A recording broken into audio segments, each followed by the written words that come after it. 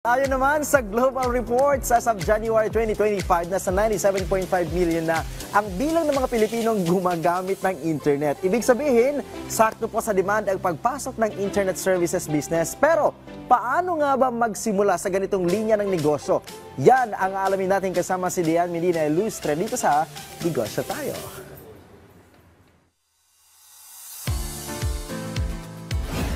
Off-cam, we were talking about your life story, about business. Nakwento mo, sir, ang dami mo ng mga napasukang businesses. What made you decide to land on a Wi-Fi connection communications business? Kasi yung mga pinasok kong business, ma'am, na yun, puro mga partnership yun eh. So, hindi siya nagsasucceed.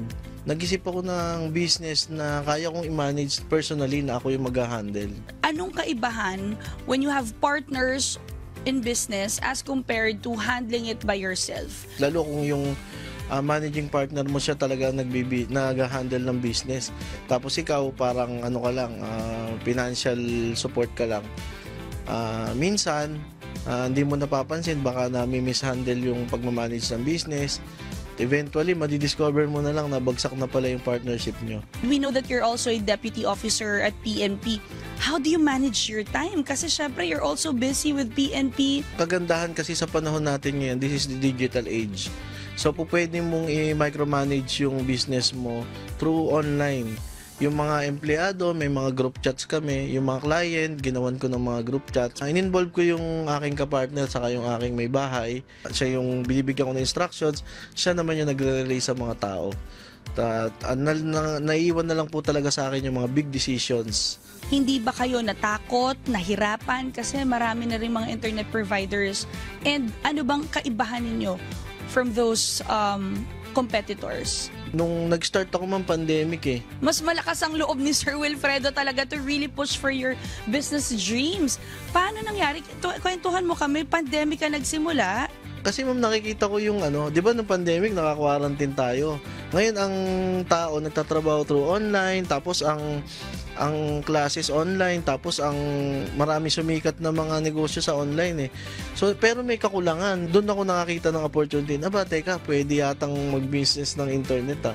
So, yun, pinag-aralan ko, ma'am, tapos nagsimula ako sa maliit. Tumutulong din yung gobyerno, ma'am, like NTC at saka DICT. Nagbigay sila ng permit sa mga small players. Sir Wilfredo, bakit ba importanteng pumasok sa negosyo ang bawat mamamayang Pilipino? Number one po, kasi talagang ma-uplift yung life, yung pamumuhay nyo. Pagka meron kayong business, po-provide nyo yung mga pangangailangan ng mga anak ninyo saka ng families ninyo. Tapos, masishare nyo rin po yung blessings na pinagkaloob ng Panginoon sa community. Yun pong mga barangay, yung mga religious na dinadaanan ng kable namin. Pati po yung mga public schools, ma'am. Nagbibigay po kami ng mga libreng internet para sa kanila. Yung mga disabled, yung mga student, mga working students, single parents, solo parents, nabibigyan po namin ng mas mababang rates. Affordable po talaga. Magtiwala ka lamang sa iyong sarili at ang lahat ay magiging posible. Yan po ang mindset ng business owner na si Wilfredo Dizon Jr. See you again next episode, mga kanegosyo, para sa isa na namang business story na ibabahagi namin sa inyo. Kaya naman tara, negosyo tayo!